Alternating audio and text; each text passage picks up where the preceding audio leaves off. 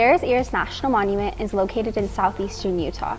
Bears Ears originally was home to several Native American tribes, then became a national monument on December 28, 2016, under President Obama. For the next century, the next 100 years, the task of protecting our sacred spaces. The beauty of the national park system is it belongs to everybody. It is a true expression of our democracy. It's almost like the spirit of America itself is right here. Obama stated, quote, "Today's actions will help protect this cultural legacy and will ensure that future generations are able to enjoy and appreciate these scenic and historic landscapes. Importantly, today I have also established a Bears Ears Commission to ensure that tribal expertise and traditional knowledge help inform the management of Bears Ears National Monument and help us to best care for its remarkable national treasures." Under the Antiquities Act, a law allowing the president to restrict the use of particular public land owned by the federal government, Obama declared Bears Ears a national park.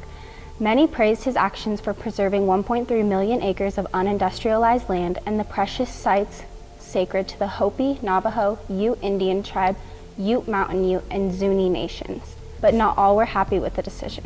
In December of 2017, President Trump dismantled Bears Ears. Come to Utah to take a very historic action, to reverse federal overreach and restore the rights of this land to your citizens. I will sign 2 presidential proclamations. These actions will modify the national monuments designations of both Bears Ears and Grand Staircase Escalante. With Trump's new declaration, Bears Ears was cut by 85%. Most of the land would be shifted into a national conservation area, which means that the state government would dictate the use of the land, but 1/9 of the land was declared trust land. These areas in light blue would be quarantined off and sold to the highest oil and gas bidders. The National Resource Defense Council, better known as the NRDC, has led the charge concerning the environmental concerns this would bring. Founded in 1970, their main goal is to safeguard the earth, its people, its plants and animals, and the natural systems on which all life depends. The NRDC is one of the many organizations leading the charge trying to reverse Trump's proclamations. Using Twitter, they are constantly updating their followers with news by presenting facts and recently published articles about their efforts. Not only are they providing information to their followers, but they're keeping their audience's attention glued to the situation in southeast Utah. They, among many other groups, are worried that this will be a repeat incident of Fantasy Canyon, another area of Utah that was sold to oil and gas. It used to be a beautiful piece of land filled with wildlife, but now one does not simply walk into Fantasy Canyon. It is a barren wasteland, riddled with fire and ash and dust. The very air you breathe is a poisonous fume. When looking at Fantasy Canyon, as you zoom out 1,000 feet in any direction, there are natural gas wells that expand further and further and further out into Utah. A map provided by the Utah oil and gas industry shows all current and planned oil and gas wells. Red is oil, green is gas, and black are future wells.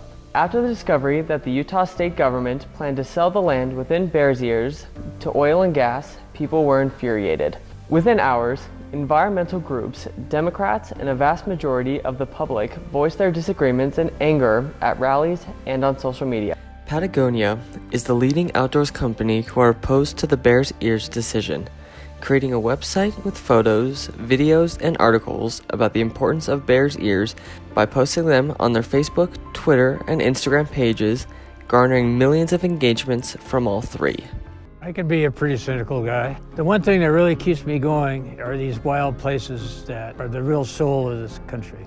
Public lands have never been more threatened than right now because you have a few self-serving politicians that want to sell them off and make money. Behind the politicians are the energy companies and the big corporations that want to use up those natural resources. It's just greed. This belongs to us. This belongs to all of the people in America. It's our heritage. I hope my kids and grandkids will have the same experiences that I have. The Outdoor Clothing and Gear Company also released a set of videos showing the significance of the land to the descendants of those who once roamed Bears Ears. We call this our ancestral land.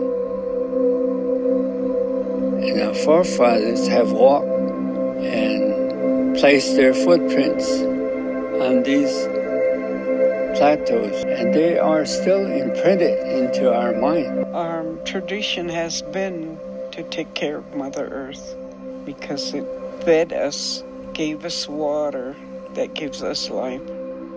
It's not just about preservation, it's not just about education, it's about furthering our own understanding of how we move forward into the future. The land is here for everyone. It's a place of healing. Shashja, we call it Shashja, the Bear Ears.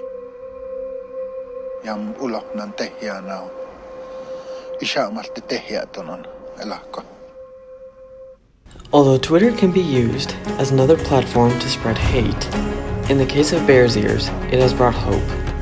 People have used social media to proclaim their distaste for the decision unto Bears Ears, but they have also used it to learn new information as well as spread it. Only time will tell what the future holds for Bears Ears, but we now know that social media is playing a part in salvaging it.